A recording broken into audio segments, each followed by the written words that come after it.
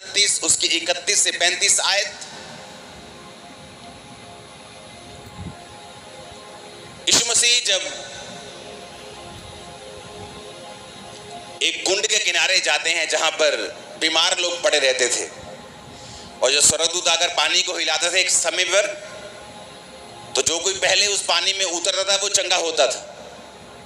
और यीशु मसीह उस कुंड के पास जाके देखते हैं 38 साल से एक बंदा पड़ा है, और यीशु मसीह ने कहा, क्या तू चंगा होना चाहता है? कहता, मेरे पास कोई मनुष्य नहीं प्रभु, जो मुझे पानी हिले तो नीचे उतार दे और मैं चंगा हो जाऊं। परमेश्वर ने कहा, क्या तू चंगा होना चाहता है? उसने कहा, मेरे पास कोई इंसान नहीं। यीशु मसीह ने उसको बोला, उठ, अपनी खाट उठा, और बाइबल कहती वो हील हुआ। और जब वहां भीड़ पड़ गई कि ये क्या हुआ, कि पानी तो हिला नहीं, बंदे चंगे कैसे हो रहे हैं, तो यीशु मसीह भीड़ से हट गए। तो उसको मालूम नहीं था कि मुझे किसने चंगा किया है।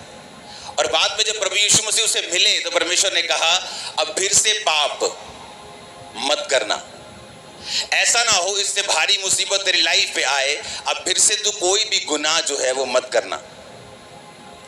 अब उसे समझ आया कि उसकी लाइफ की जो सफरिंग्स थी, उसके पास एक भी मनुष्य नहीं था। किसी ने तो उसे पैदा किया होगा, कोई तो उसका चाचा होगा, मामा होगा, लेकिन कोई भी उसके पास नहीं था। क्योंकि बाइबल ऐसा कहती है, पाप जब आपकी लाइफ में आता है वो आपको कट करता है, आपको कम करता है, आपको घटाता है, आपकी लाइफ से चुराता है, घात करता है और नष्ट करता है। क्योंकि उसकी लाइफ में अगर एक आम सा भी आदमी हो तो उसके भी 50-60 रिश्तेदार होते हैं, और एक बंदा ड्यूटी लगा सकता है कि भाई साहब मेरे 50 रिश्तेदार हैं, आप लोग साल में 2 दिन मुझे दे दो, तब भी एक साल में 100 दिन उसके पास कोई ना कोई रहता।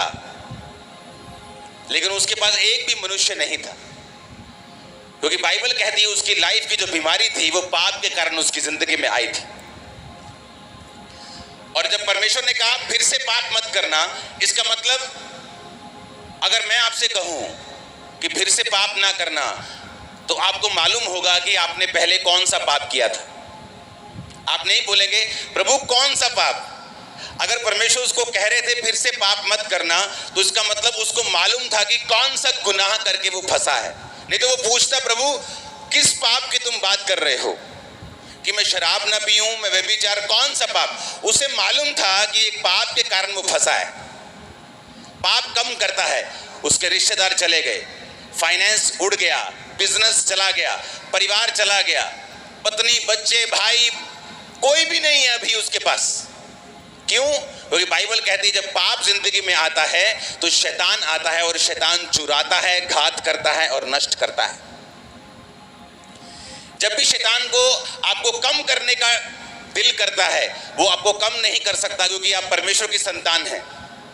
इसीलिए वो पाप की एंट्री आपकी लाइफ में करता है, और आपका ब्लू फिल्म देखने को मन करता है, शराब पीने को मन करता है, शरीर की इच्छाओं को पूरा करने का मन करता है, क्योंकि शैतान आपको नफरत करता है। वो चाहता है आप कम हो, आप घटाए जाएं, आप कम किए जाएं, बेइज्जत किए जाएं, अकेले रहें, मरते रहें, वो ये चाहता है, और इसी में उसकी संतुष्टि है। और जीसस ने कहा, शैतान चुराने, घात करने, नष्ट करने आया, और मैं तुम्हें जीवन देने का आया, और बहुतायत का जीवन देने के लिए आया। और इसलिए प्रभु यीशु मसीह ने जब उसे चंगा करके बोला फिर से पाप मत करना, ऐसा ना हो इससे भारी मुसीबत आए, तो उसको मालूम था जीसस क्राइस्ट कौन से पाप के बारे में बात कर रहे हैं। हालेलुया।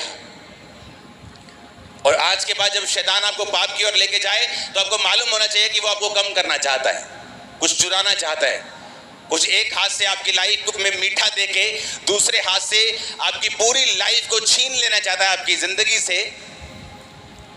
आप जीते हुए भी मरे हुए होंगे इस धरती के ऊपर, ये शैतान चाहता है आपकी लाइफ में। हालेलुया। और परमेश्वर ने कहा फिर से पाप मत करना, ऐसा ना हो इससे भारी मुसीबत तेरी लाइफ में आए। हालेलुया। पूरी बाइबल भरी पड़ी है। शरीर का काम जब हुआ तो क्या हुआ? जब किसी ने स्पिरिट को फॉलो किया, आत्मा को फॉलो किया, तो उसकी लाइफ में क्या हुआ। और बाइबल कहती है परमेश्वर हमें चॉइस देता है, हम पे थोपता नहीं है कि हम शरीर का काम भी चूज कर सकते हैं, चुन सकते हैं, और आत्मा का काम भी चुन सकते हैं कि हमें शरीर के अनुसार चलना है कि आत्मा के अनुसार चलना है। हालेलुया। लेकिन जो परमेश्वर आपको देना चाहता है वो इज्जत है, वो बरकत है, बढ़ोतरी है, ब्लेसिंग है, वो हीलिंग है, वो डिलीवरेंस है, परिवार की साल्वेशन है, जो वो आपको देना चाहता है। लेकिन उसको लेने के लिए हमें आत्मा को फॉलो करना पड़ेगा। याकूब ने अपने पुत्रों को यह कहकर बुलाया, इकट्ठे हो जाओ और मैं तुमको बताऊंगा कि अंत के दिनों में तुम पर क्या क्या बीतेगा। जब इकट्ठे हुए तो बोला, हे याकूब के पुत्रों, इकट्ठे होकर सुनो और अपने पिता इज़राइल की ओर कान लगाओ। पहला पुत्र। तीसरी आयत, हे रूबेन, तू मेरा जेठा यानी सबसे बड़ा बेटा, मेरा बल, मेरे पौरुष का पहला फल, प्रतिष्ठा का उत्तम भाग और शक्ति का उत्तम भाग तू ही है। तू जो जल के समान उबलने वाला है, इसलिए तू दूसरों से श्रेष्ठ ना ठहरेगा, क्योंकि तूने अपने पिता की घाट पर चढ़ा और जब तूने उसको अशुद्ध किया, मेरे बिछोने पर तू चढ़ गया। शिमोन और लेवी तो भाई भाई हैं, उनकी तलवारें उपद्रव के हथियार हैं। हे मेरे जीव, उनके मर्म में ना पड़, हे मेरी महिमा, उनकी सभा में मत मिल, क्योंकि उन्होंने कोप से मनुष्यों को घात किया और अपनी ही इच्छा पर चलकर बैलों को पंगु बनाया। धिक्कार उनके कोप को जो प्रचंड था और उनके रोष को जो निर्दयी था। मैं उन्हें याकूब में अलग अलग और इज़राइल में तितर बितर कर दूंगा।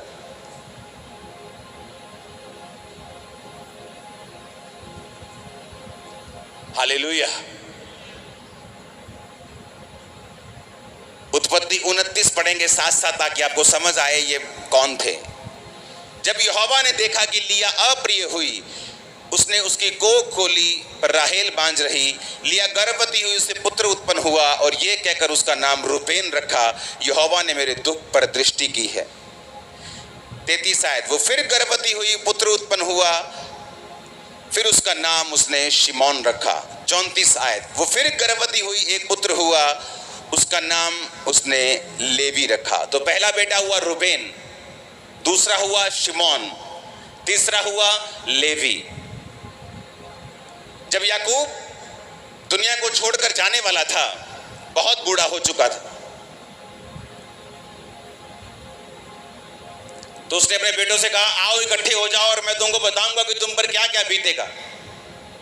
रूबेन आया जो पहला था, उसने कहा, प्रतिष्ठा का उत्तम भाग और शक्ति का उत्तम भाग तू ही है। पुराने समय में जो पहलौठे होते थे, सबसे बड़े बच्चे होते थे, उनको प्रॉपर्टी का डबल हिस्सा मिलता था। अगर 7 बच्चे हैं तो 7 हिस्से नहीं होते थे, 8 हिस्से होते थे प्रॉपर्टी। अगर 10 बच्चे हैं तो 11 हिस्से होते थे। 2 हिस्से पहले बेटे को मिलते थे, बाकियों को एक एक हिस्सा मिलता था। हालेलुया। आप लगा लो कि पहले बेटे को 20 के करीब मिले, 19 पॉइंट समथिंग, बाकियों को 10 10 10 10 10 ऐसे मिलता था। उसने कहा, प्रतिष्ठा का उत्तम भाग भी तू ही है, मेरे पौरुष का पहला फल तू ही है, शक्ति का उत्तम भाग भी तू ही है। अगर आप परमेश्वर को देखें तो परमेश्वर ने कहा था इजरायलियों को कि तुम्हारे सारे पहलौठे मेरे हैं। और जब परमेश्वर ने मिस्रियों के पहलौठे को मारा था तो इसीलिए मारा था क्योंकि परमेश्वर कहता था कि पहलौठे किसके हैं? मेरे। यानी अगर सबसे बड़ा बच्चा है वो किसका है? मेरा। और इजरायलियों को बोला जब तुम्हारे सबसे बड़ा बच्चा हो वो मेरा है तो मुझे चढ़ा देना, लेकिन मैं इंसान की बलि नहीं लेता, तो इसलिए तुम उसके बदले में मुझे पशु चढ़ा देना और तुम्हारा वो पहलौठा मैं स्वीकार कर लूँगा। लेकिन जब तुम्हें गधे का पहलौठा हो या जानवर का पहलौठा हो तो उसे तुम्हें मुझे ही देना पड़ेगा, क्योंकि सारे पहलौठे किसके हैं? मेरे हैं। हालेलुया। और परमेश्वर ने कहा, रूबेन जो पहला था उसने कहा तो जल के समान उबलने वाला है, क्योंकि रूबेन ने अपने पिता की दूसरी तीसरी जो पत्नी थी उसकी